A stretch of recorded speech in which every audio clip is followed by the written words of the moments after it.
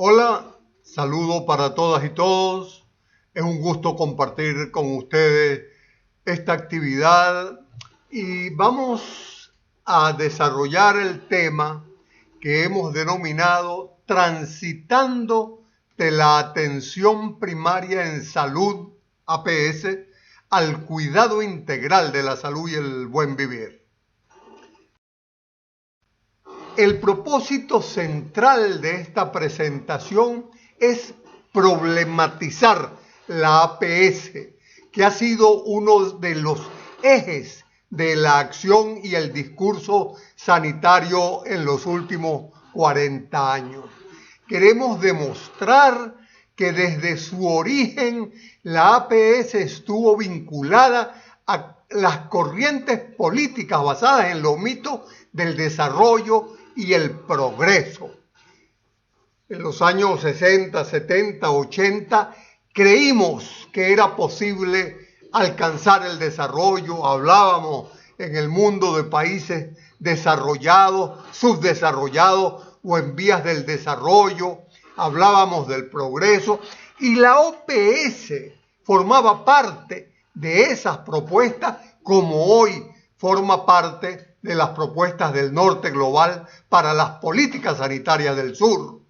Políticas que reproducen la colonialidad del poder, del saber y del hacer sanitario.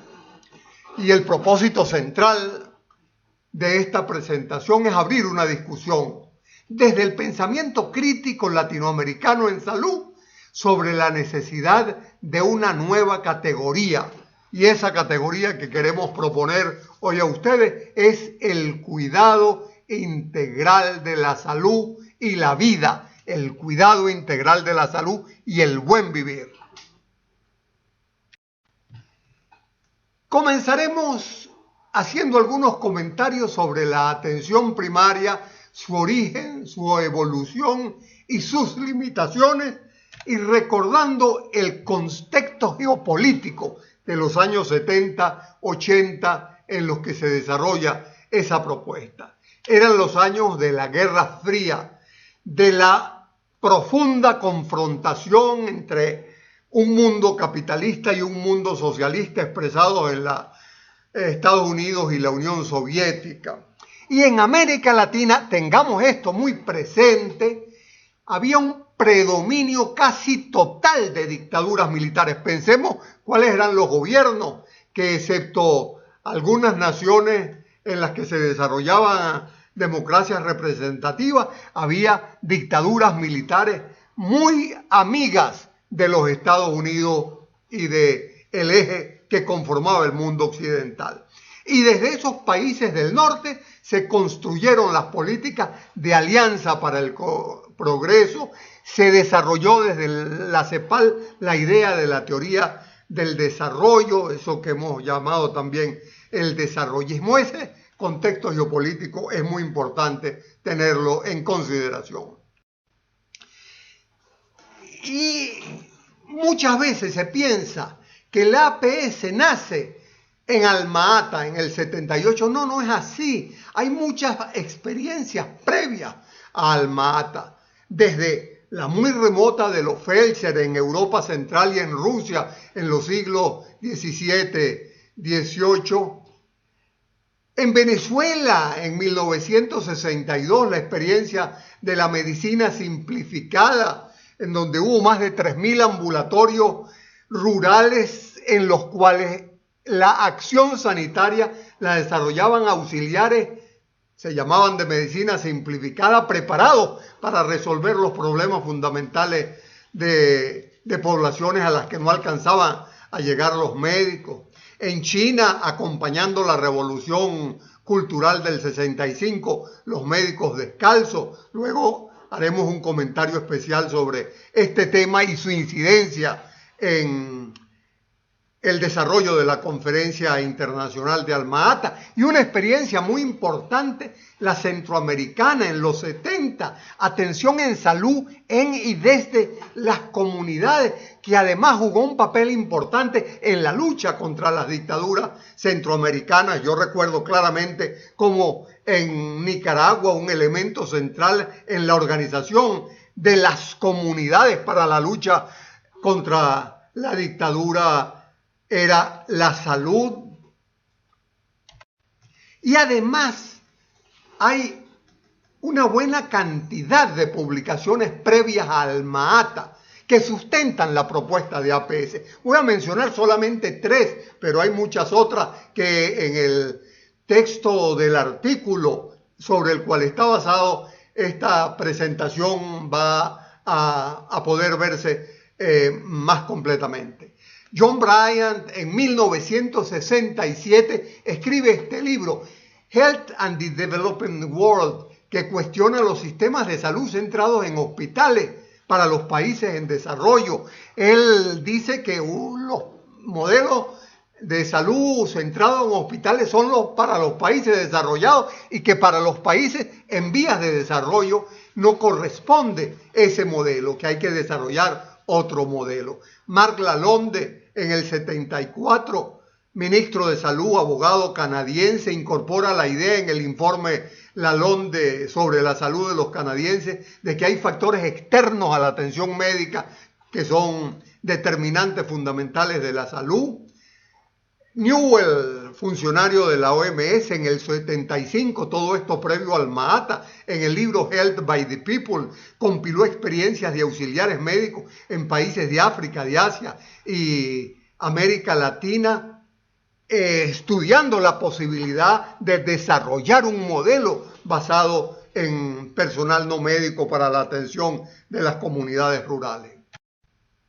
Y por último, esta bibliografía muy importante, un informe conjunto de la OMS y la UNICEF, publicado en el 75, 3 años antes de Alma-Ata, que se llamaba Enfoques alternativos para llenar las necesidades básicas de salud de los países en desarrollo.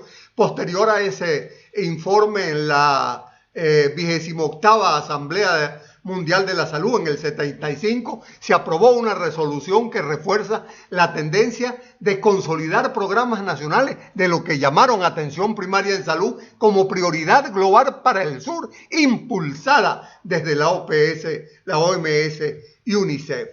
Bueno, lo que hemos querido es, con esta documentación, evidenciar que la APS no comienza en Alma-Ata. Era la política sanitaria que comenzaba a desarrollarse desde el norte global para los países del sur.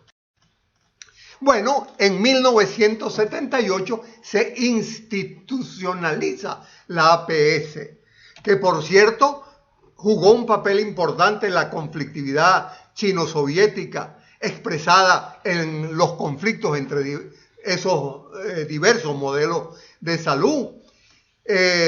David Tejada, en un artículo que vamos a comentar luego, narra cómo el representante de la Unión Soviética ofrece varios millones de dólares para organizar una reunión para discutir el tema de la atención primaria, buscando fundamentalmente neutralizar desde la Unión Soviética la política que desarrollaban los chinos desde los médicos descalzos.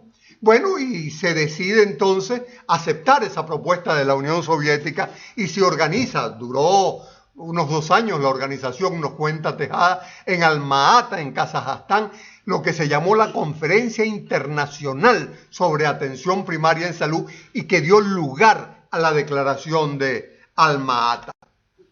Bueno, hay aportes importantes de esa reunión de Alma-Ata. Mahler era un socialdemócrata danés muy vinculado a la OMS, tenía varios años trabajando allí, fue electo su director general y él impulsa la reunión de Alma-Ata como una visión de justicia social que propone un nuevo orden mundial, salud para todos. Mahler era un avanzado para la época, sin ninguna duda. Él plantea a la atención primaria como una respuesta a la hegemonía del modelo biomédico centrado en la enfermedad. Y esa declaración de Alma-Ata tiene unos aportes muy importantes que pueden hoy de alguna forma ser rescatados desde el pensamiento crítico en salud, la salud como derecho universal. Por primera vez se habla de salud para todos, con universalidad, la integralidad, la participación social, la intersectorialidad, y se plantea como política salud para todos y como estrategia para alcanzar salud para todos, la atención primaria en salud. Luego veremos cómo se invirtió el orden. Se colocó la APS primero que la salud para todos y se centraron las acciones sanitarias no en salud para todos, sino en atención primaria. Recordemos, es importante señalarlo, ya lo habíamos dicho, que en esta reunión de Alma Ata, a la que asisten representantes del mundo completo, los representantes de América Latina eran fundamentalmente representantes de dictaduras militares. Yo recuerdo al ver la lista de los participantes en esa reunión que la delegación más amplia de América Latina, imagínense la locura, era la de Haití con 12 representantes, ministros y esposas, delegaciones a hacer turismo mundial, y eso pasó con muchos otros países en donde representantes militares fueron y aprobaron declaraciones que no tenían ni idea de lo que significaban. Pero ¿qué pasó con la APS? Bueno, unos meses después de la conferencia de Alma Ata, la UNICEF, ahora con un nuevo director, el director que promovió la política de atención primaria con Mahler, desapareció y un norteamericano, Grant, asume la dirección de la OPS, ahora confrontando a Mahler porque no comparte la idea de salud para todos y desarrolla fundamentalmente con la Fundación Rockefeller la idea de salud a bajo costo para pobres. Esa reunión financiada por la Rockefeller en el centro de la Rockefeller en Velayo, promovida por la UNICEF, secuestra la APS y de integral que era en Alma Ata la convierten en APS selectiva. Cueto narra esto en un artículo que está en la bibliografía de una manera muy amena y muy interesante. Y nos señala cómo la APS se redujo a un número limitado de prestaciones de alto impacto y bajo costo, fundamentalmente para pobres, conocida por su sigla en inglés GOBI, control de crecimiento, rehidratación oral, lactancia materna, inmunizaciones, y ante la crítica mundial por lo poco representativo de esas prestaciones, se añadieron en los siguientes años algunas otras pocas: micronutrientes, alfabetización a las mujeres, planificación familiar, pero siempre en el marco de desarrollar propuestas de salud para pobres a bajo costo. 25 años después, yo estaba en esa época en Washington, en la OPS, y me tocó estar muy cerca de esa comisión, se designó una comisión para evaluar críticamente lo que había sucedido a 25 años de Alma Ata. Y las dos preguntas fundamentales que condujeron esa evaluación fue: ¿qué pasó con la APS? ¿Por qué no fue posible conseguir salud para todos? ¿Qué hemos aprendido? ¿Cuáles deben ser las líneas de acción para alcanzar salud para todos? Y David Tejada, quien fue uno de los actores fundamentales de Alma Ata, 25 años después lo relata en un artículo que está en esta revista de la OPS que se llama Perspectivas de Salud, y el artículo se llama Alma Ata 25 años después. Dice Tejada en ese artículo que el pecado original de la atención primaria fue su inadecuada traducción. Él nos dice que The Primary Health Care, que era en inglés, se tradujo a atención primaria en salud. Se tradujo el care como atención, no como cuidado. Hubo una suavización de la traducción, pero además nos dice que ese concepto primario era muy confuso. Aquí está el diccionario de la lengua española que nos dice que primario en su primera acepción es primero en primer orden, en primer grado, principal, esencial, pero luego vienen dos acepciones que lo señalan como primitivo, como elemental, como poco civilizado. Esto fue un elemento que contribuyó a la confusión y a que buena parte de los países y las organizaciones lo asumieran como una organización fundamentalmente de tipo elemental. ¿Qué se aprendió en estos 40 años? Bueno, que ha habido una inadecuada concepción del concepto, que nunca se comprendió lo que significaba la APS y que se confundió a veces intencionalmente con el primer nivel de atención. Hay todavía en Europa países que cuando hablan de APS están hablando exclusivamente del primer nivel de atención. Se dio mucho más importancia a la estrategia de APS que a la política de salud para todos. El gran capital se adueñó de la APS, la convirtió en APS selectiva, en lo que Mario Testa llama atención primitiva. El modelo de atención siguió centrado en la enfermedad, la formación de los trabajadores de la salud, de los profesionales y técnicos, siguió hegemonizada por el modelo biomédico centrado en la enfermedad, y la APS terminó convirtiéndose en un mito que se hizo parte del discurso oficial, pero asumido en cada país y por cada quien a su manera. A 40 años se organizó Astana, la Conferencia Global de Atención Primaria. Y el lema fundamental de esa reunión, realizada ahora en Astana, capital de Kazajstán, 40 años atrás era Alma-Ata, capital de Kazajstán, hubo un cambio y se hizo en Astana, y la consigna fundamental fue de Alma-Ata a la cobertura universal de la salud. Y la declaración de Astana, con mucha claridad, coloca la atención primaria al servicio de la cobertura universal de la salud, que a pesar de que no es el tema central de esta presentación, hay que decirlo claramente, y hay mucha bibliografía que lo demuestra, es la estrategia del capital y el mercado para la salud. El aseguramiento y la cobertura universal son la política del capital para la salud como espacio de acumulación de capital. Entonces pasamos de Alma-Ata, en donde la APS estaba al servicio de salud para todos, a Astana, donde la APS está al servicio de la cobertura universal para la salud. Entonces la conclusión de esta primera parte de la presentación es que hoy no hay propuesta de reforma de los sistemas de salud, propuestas del Banco Mundial o de la OMS, que no incluyan cobertura universal y APS como parte de sus estrategias. Porque la APS definitivamente se ha convertido en uno de los ejes del discurso sanitario del norte para el sur. A más de 40 años de diversas evaluaciones, la atención primaria ha quedado reducida a un mínimo de prestaciones para pobres, a la puerta de entrada, primer nivel de un sistema de atención totalmente medicalizado, o a componente de los paquetes básicos de las reformas neoliberales.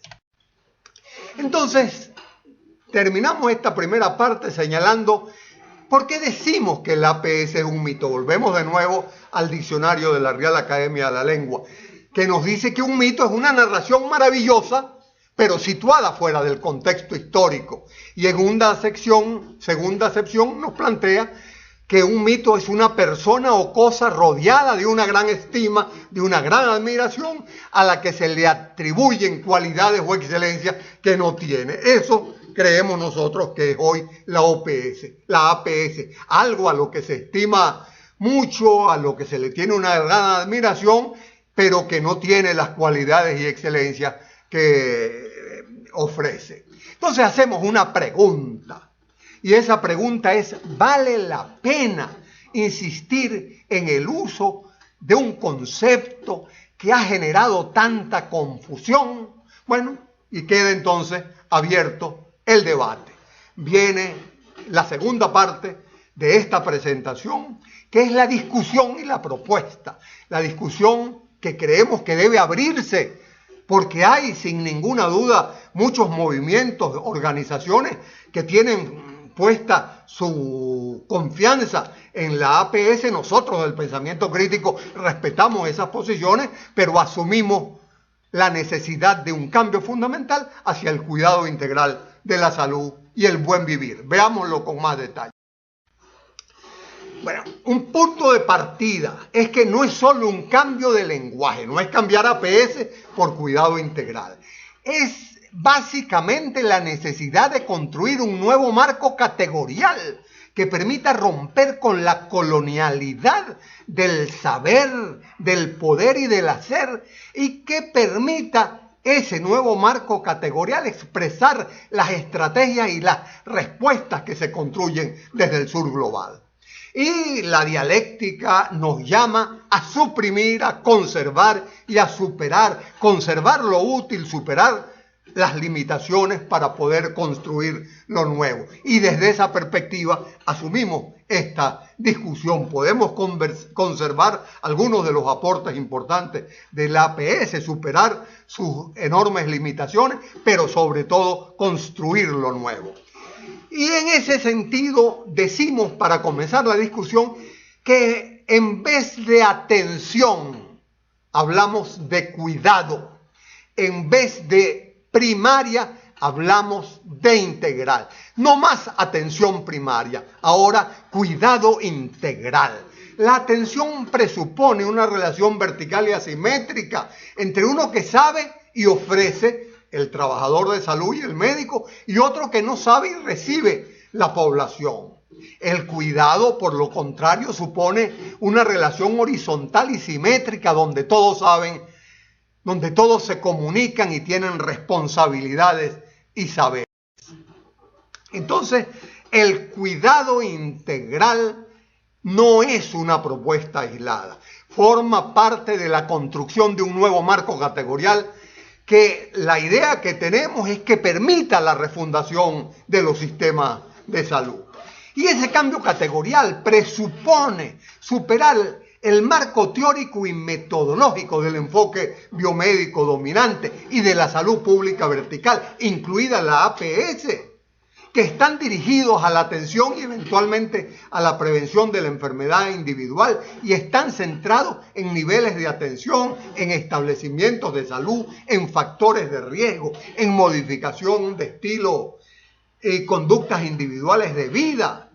No, desde el pensamiento crítico en salud proponemos otro marco categorial y otro instrumental metodológico que supere los del modelo biomédico y la salud pública vertical, que supere el modelo de atención centrado en la enfermedad, que supere los niveles de atención y prevención de Lebel y Clark, que supere la idea de los factores de riesgo y la modificación de estilos y conductas individuales de vida, que incorpore integralidad, complejidad y transdisciplinariedad, como lo señalamos claramente en el artículo al que hemos hecho referencia.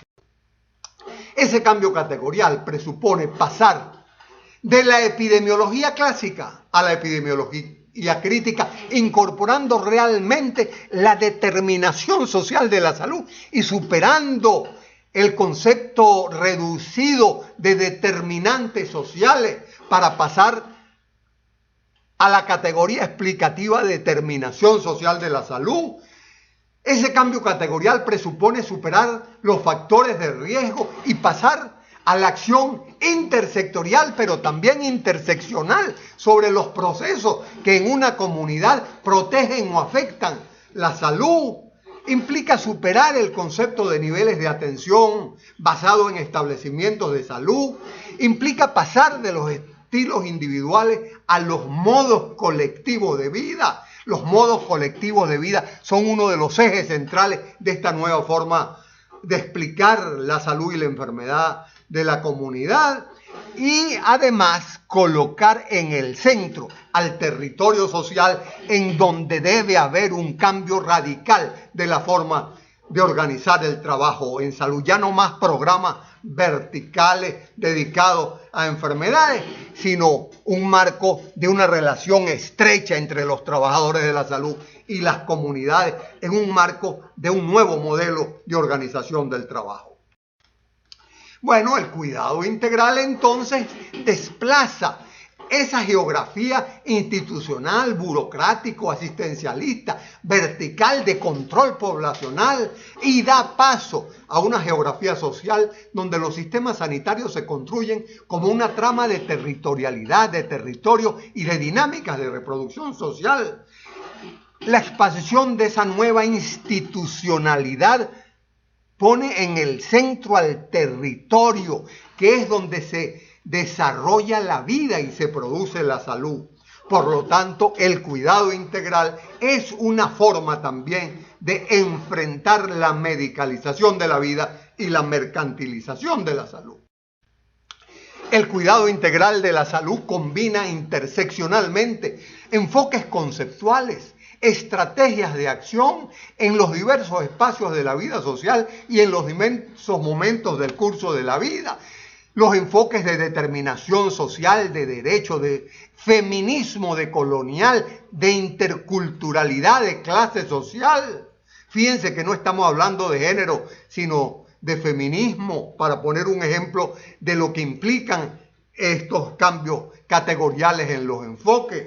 Un cambio en las estrategias de acción, colocando las estrategias promocionales de la vida y de la salud en primer lugar, por supuesto, desarrollando las estrategias de prevención de la enfermedad, de curación y de rehabilitación cuando sean necesarias, pero colocando la promoción de la salud y de la vida como eje central de las políticas sanitarias. En los diversos espacios de la vida, el espacio territorial donde se produce socialmente la salud y donde se reproducen las condiciones que le dan continuidad a la salud y a la enfermedad de las comunidades, el espacio de lo laboral donde se realiza la producción de los bienes materiales necesarios para la satisfacción de las necesidades humanas, el espacio de lo familiar donde se da la conexión más íntima entre los integrantes de una comunidad y el espacio de lo biológico, de lo individual, en donde se expresa fundamentalmente la enfermedad. Y todo esto desde el nacimiento hasta la muerte como parte de un enfoque que ve el ciclo vital como una totalidad. Un comentario sobre el vivir bien. Atención. Incorporar el vivir bien o el buen vivir en las estrategias sanitarias es mucho más que utilizar la palabra como consigna política.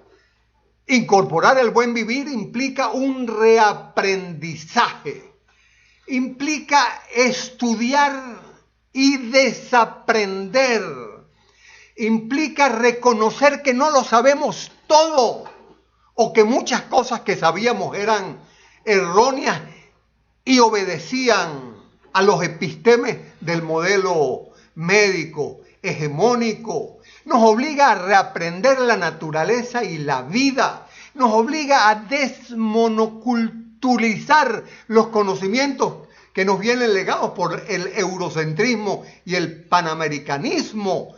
Todo esto para poder romper con las asimetrías coloniales, raciales y territoriales que reproduce el actual modelo dominante de salud.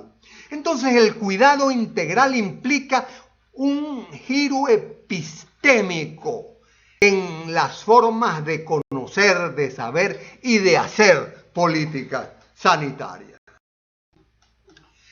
Refundar entonces los sistemas de salud implica repensarlos, requiere de construir y desmontar el marco categorial eurocéntrico y panamericano que expresa colonialidad y dependencia del norte y construir un sistema categorial que permita repensar los sistemas de salud desde el sur. Y entonces el cuidado integral de la salud es parte fundamental de ese cambio categorial. Queremos entonces abrir un debate, no solo para el día de hoy en este evento, sino para nuestros movimientos de la salud colectiva, de la medicina social, que con la mejor intención tratan de renovar la atención primaria y de reutilizar ese concepto, y nosotros decimos, no, tenemos la necesidad de un nuevo marco categorial, la necesidad de epidemiología crítica, la necesidad de incorporar los modos de vida, los procesos que perjudican y destruyen la determinación social de la salud, la necesidad de introducir el cuidado integral de la salud y el buen vivir como uno de los ejes de este marco categorial para repensar la salud y los sistemas